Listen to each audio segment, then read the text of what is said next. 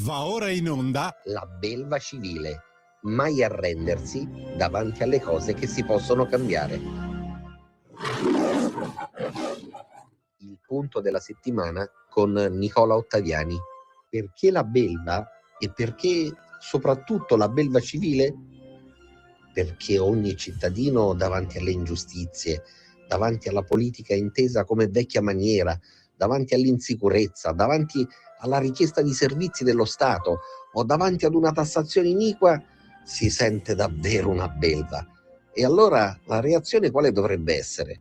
Quella di occupare le strade, le autostrade o le stazioni o incendiare le autovetture delle forze dell'ordine come vorrebbe fare una certa sinistra per paralizzare il paese, per portarlo magari nel caos? Assolutamente no.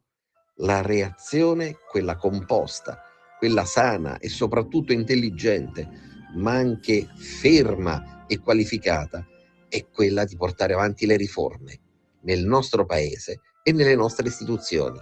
Vediamo come.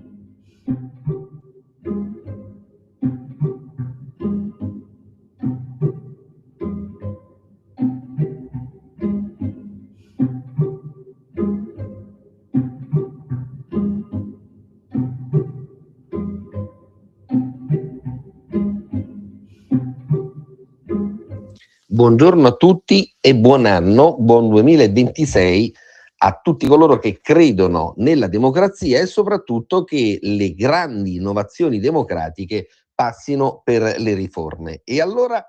andiamo ad occuparci di due argomenti molto interessanti, molto importanti, che hanno appassionato i lettori e gli elettori soprattutto di non solo il centrodestra ma di tutta l'Italia nel corso degli ultimi giorni. Iniziamo dalla legge di bilancio che, come sappiamo, è stata approvata, ne abbiamo già parlato nel corso di qualche precedente puntata, ma adesso vediamo che cosa effettivamente il centrodestra e soprattutto la Lega sono riusciti a portare a casa. La prima vittoria importante è quella relativa al taglio sull'IRPEF. Abbiamo infatti meno tasse sul lavoro grazie a quella che è una battaglia storica della Lega, con il taglio dell'IRPEF che passa per l'aliquota media dal 35 al 33% per i redditi sopra i 28.000 euro e quindi per i redditi fino a 50.000 euro. Questo significa stanziare da parte del governo, da parte del paese, una riserva importante, perché significa avere meno gettito fiscale e quindi una parte importante della manovra, circa 10 miliardi e mezzo, vengono stanziati per far sì che ci sia questo risparmio da parte di quelli che sono i contribuenti, ma è chiaro che è stata portata avanti una scelta importante sul lavoro dipendente e più in generale sulla capacità di spesa, sulla capacità reddituale delle singole famiglie italiane. Le imprese, ecco, per le imprese, anziché puntare su quello che è stato il vecchio super bonus che ha riguardato soltanto 500.000 italiani, che ha riguardato il super bonus sul mattone, quello tanto caro a Conte e compagni, tanto per essere chiari, ecco, noi abbiamo inserito, quindi il centrodestra e la Lega soprattutto, hanno voluto fortemente in manovra un'altra tipologia di superbonus, ma che è per le imprese, ossia la possibilità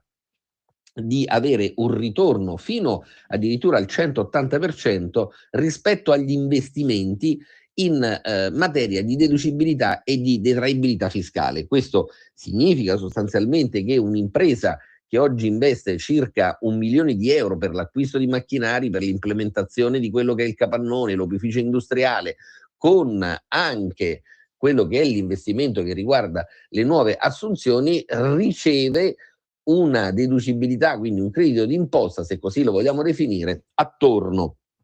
ai 380.000 euro. Sono importi grossi, importanti, che naturalmente in qualche modo possono essere riutilizzati da parte dell'impresa e dell'imprenditore per assumere manodopera, per innovazioni, ricerca, sviluppo e per essere competitivi sul palcoscenico di carattere nazionale e internazionale. Come avviene tutto questo? Con l'iperammortamento e il superammortamento.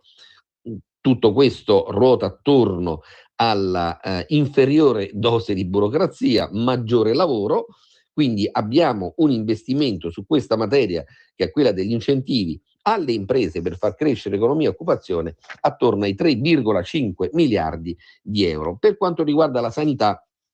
smentiamo ancora una volta categoricamente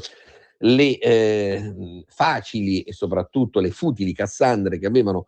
rappresentato dai banchi della sinistra e del 5 Stelle, che ci sarebbe stato un minore investimento sulla sanità. L'esatto contrario, abbiamo 7,6 miliardi in più di euro in 3 anni,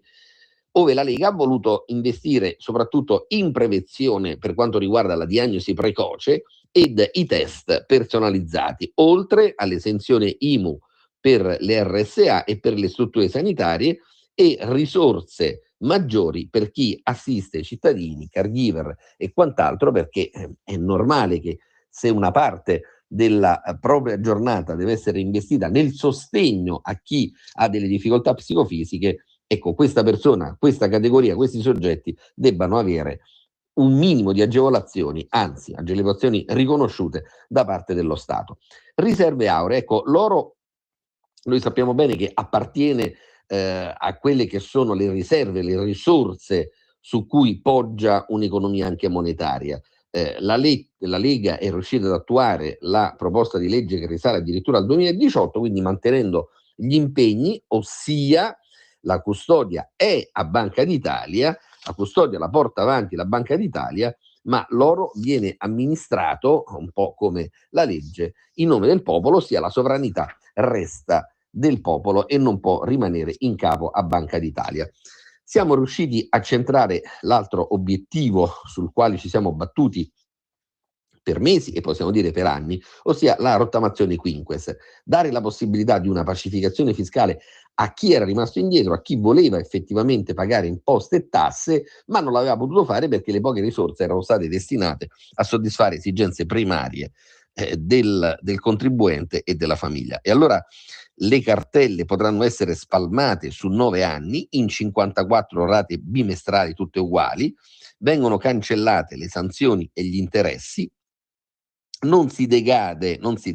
per il mancato pagamento, che può essere occasionale, di una sola rata, ma certo non ci può essere la reiterazione del mancato assolvimento delle rate, e quindi si realizza in questo modo una pace fiscale vera per chi ha dichiarato e non è riuscito a pagare. Nulla a che fare questa materia quindi con gli evasori totali, quindi con gli evasori che continuano a non portare avanti quella che è la dichiarazione delle proprie redditualità, perché siamo su una materia completamente diversa. La pace fiscale serve a ripristinare un corretto rapporto di equilibrio tra cittadino e ente impositore che è lo Stato, perché le risorse devono essere prodotte, devono essere generate, ma soprattutto devono essere rimesse nella disponibilità di quelli che sono i ministeri, di quelli che sono i dicasteri e quindi degli impieghi da parte dello Stato, ma non si può spremere il cittadino come se fosse un limone, perché alla fine se il pozzo non viene irrorato con l'acqua, quell'acqua viene meno e il pozzo diviene sterile.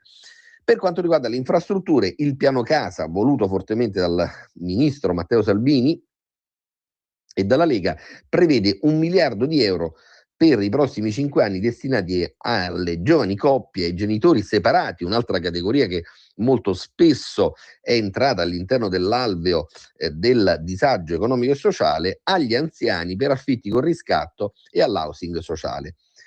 Ci sarà quindi un investimento di più 1,1 miliardi di euro nel biennio 2026-2027 per contrastare il caro materiali e sostenere l'edilizia, perché dopo la bolla speculativa che è andata a ruotare attorno anche al PNRR, sappiamo che le materie prime hanno avuto dei picchi di aumento mostruosi e quindi questi picchi di aumento sono andati a riverberarsi non soltanto sulle costruzioni pubbliche ma anche sulle costruzioni private e alla fine si sono andate a scaricare direttamente sulle tasche dei singoli contribuenti. Lavoro e pensioni, la flat tax al 15% sul salario accessorio dei dipendenti era un nostro obiettivo, quindi la Lega era riuscita ancora una volta a centrare quelli che erano dei punti che sono stati inseriti nel contratto politico con i nostri elettori, punti che sono stati inseriti nel contratto sociale anche con chi aveva bisogno di un'iniezione di fiducia e con un'iniezione, possiamo dire, di nuovi incrementi sui salari. Dopodiché, per quanto riguarda gli aumenti contrattuali, questi sono tassati con una flat tax del 5% fino a 33.000 euro. Bonus mamme lavoratrici è stato aumentato a 60 euro al mese, il congedo parentale fino ai 14 anni del figlio e non più fino ai 12 anni, gli incentivi sono stati aumentati per quanto riguarda le assunzioni di giovani e donne, per arrivare poi alla materia della previdenza complementare, il silenzio assenso sul TFR e maggiore deducibilità anche di queste partite. Dicevamo prima, per ritornarci molto velocemente, la questione dei genitori separati. È chiaro che la situazione delle famiglie italiane non è più quella dell'immediato dopoguerra, non è più quella dell'immediata attuazione e pubblicazione della legge 300 del 70, che poi introdusse sostanzialmente la possibilità insieme alla legge del 75 del divorzio, ma è chiaro che siamo davanti a una normativa completamente diversa che deve in qualche modo venire incontro ai lavoratori separati e quindi ai genitori separati, che in qualche modo hanno bisogno di maggiore attenzione da parte dello Stato. Grazie alla Lega e Matteo Salvini c'è stato uno stanziamento che non è enorme ma comunque è significativo, 20 milioni di euro a sostegno dei genitori separati non assegnatari della casa. Significa che per la prima volta lo Stato interviene su questa materia. È chiaro che una volta che si è varcato quello che è il confine del tabù all'interno del quale era andato fino a questo momento ad insistere il genitore separato, per il futuro sarà possibile implementare, incrementare ulteriormente il sostegno economico, ma certo viene svolta per la prima volta un'attenzione importante anche e soprattutto nei confronti dei genitori separati. È possibile quindi portare avanti l'affitto con riscatto degli alloggi che divengono accessibili per chi oggi non può accedere ad un mutuo, garantendo maggiore stabilità e autonomia abitativa a coloro che portano avanti delle scelte in completa autonomia anche per quanto riguarda il ridisegno della propria famiglia. Per la sicurezza noi continuiamo ad insistere sul fatto che maggiore sicurezza significhi maggiore libertà e questa è la precondizione per lo sviluppo del paese. Le assunzioni con turnover vengono portate avanti al 100% con l'ingresso, quindi sostanzialmente di nuovi agenti e nuovi vigili del fuoco per quanto riguarda le forze di polizia in genere rispetto a coloro che vanno in pensione, quindi c'è un ricambio di carattere generazionale, c'è maggiore economia positiva che viene sviluppata anche nel comparto della sicurezza. Tra il 2026 e il 2028 sono previste 2.000 nuove assunzioni straordinarie anche per quanto riguarda la polizia penitenziaria. Passiamo ora ad un secondo argomento di enorme interesse perché è vicenda delle ultimissime ore. Ci stiamo riferendo infatti a quella che è la questione che ormai imperversa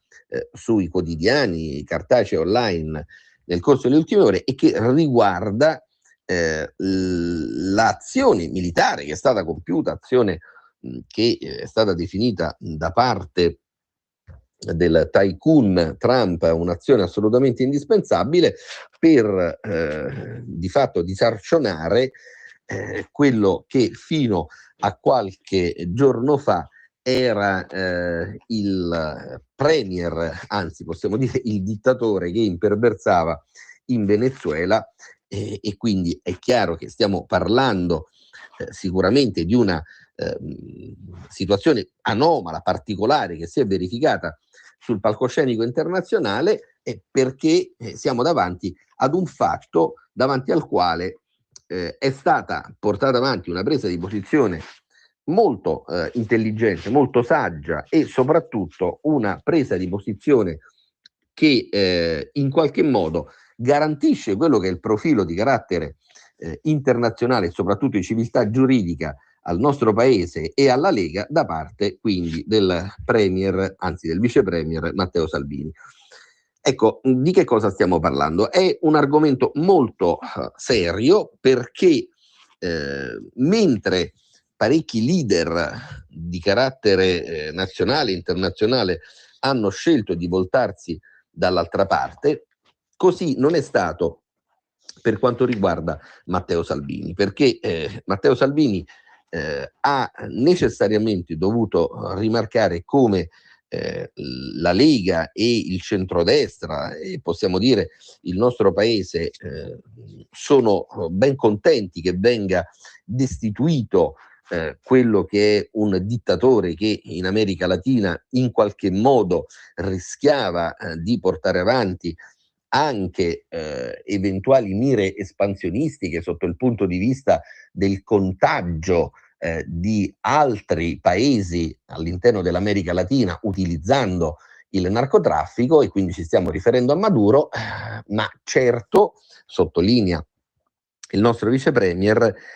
queste vicende non possono essere portate avanti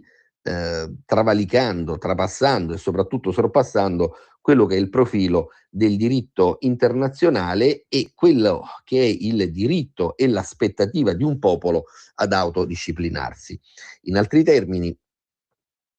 il vice premier Salvini, a differenza di altri leader politici nazionali e internazionali, ha voluto prendere la questione a quattro mani, dicendo quello che probabilmente l'intero nostro paese sta pensando su questa vicenda, ma che difficilmente trova spazio all'interno dei quotidiani a tiratura nazionale ed internazionale. Salvini infatti ha ribadito come la diplomazia sia la via maestra per regolamentare qualsiasi tipo di novità che in qualche modo miri al ripristino della democrazia, quella concreta, quella elettiva, quella effettiva, all'interno dei singoli paesi di provenienza. Quello che noi stiamo purtroppo leggendo nel corso delle ultime ore è ancora una volta un attacco sconsiderato che viene effettuato nei confronti del vice premier Salvini e nei confronti della Lega da parte di quella stampa che invece in qualche modo, quando le situazioni riguardano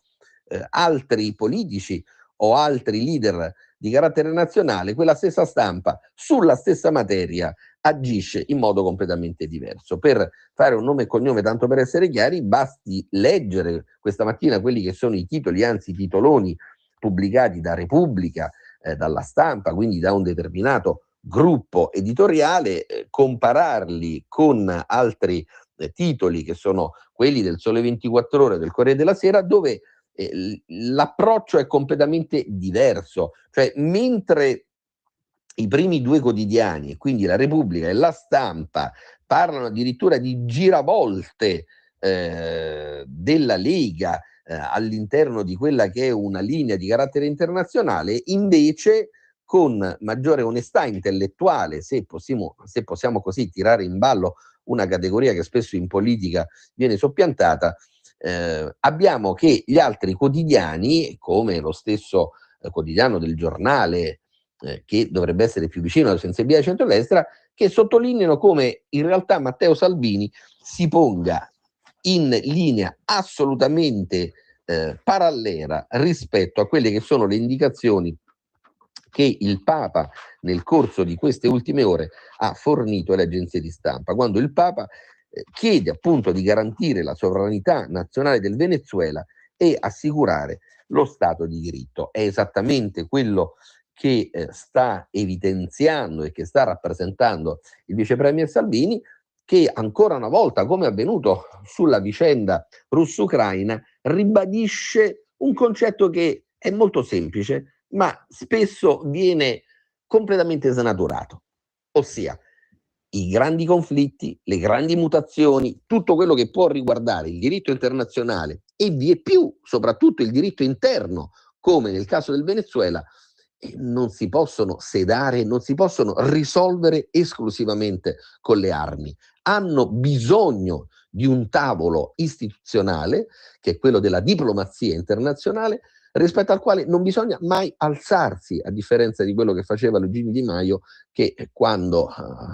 ci fu la prima avvisaglia dell'invasione dell'Ucraina da parte della Russia, disse noi non ci siederemo più al tavolo. Beh, sappiamo Di Maio che fine ha fatto e soprattutto sappiamo la guerra che da 3 anni va avanti in Ucraina, che tipo di fine sta continuando a fare, mietendo vittime quotidiane. Adesso la giusta riflessione che ha posto il vice premier Salvini è quella relativa al fatto, ma siamo sicuri che meccanismi all'interno dei quali si interviene di fatto dall'alto non siano meccanismi che poi siano destinati ad implodere nel medio e nel lungo periodo? Ecco, immaginiamo soltanto dietro l'angolo cosa potrebbe succedere se lo stesso tipo di strumento venisse adottato sulla questione della Groenlandia. La Groenlandia a tutti gli effetti fa parte della NATO perché la Groenlandia è di titolarità della Danimarca, quindi stiamo parlando di un paese NATO che deve essere difeso in caso di eventuale invasione da parte di Russia, da parte di Cina, di chi che sia, eccetera, però se poi è la stessa NATO o è la stessa assenza di diplomazia internazionale che voltandosi dall'altra parte non fa finta di non comprendere che anche su questa vicenda è necessario svolgere una riflessione di carattere diplomatico e non di carattere militare, beh, allora significa davvero che viviamo in un altro mondo, viviamo in un pianeta diverso rispetto a quello che è il mondo e il pianeta del reale. Quindi bene ha fatto il ministro Matteo Salvini a ribadire la massima fiducia in quello che è l'operato internazionale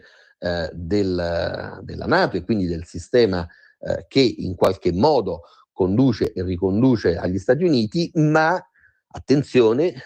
sottolineiamo l'importanza della preminenza della diplomazia rispetto all'uso delle armi per evitare che in qualche modo ci possa essere un'escalation sul palcoscenico mondiale che diventi incontrollabile ove la cura rischia di essere peggiore rispetto al male. Buona settimana a tutti.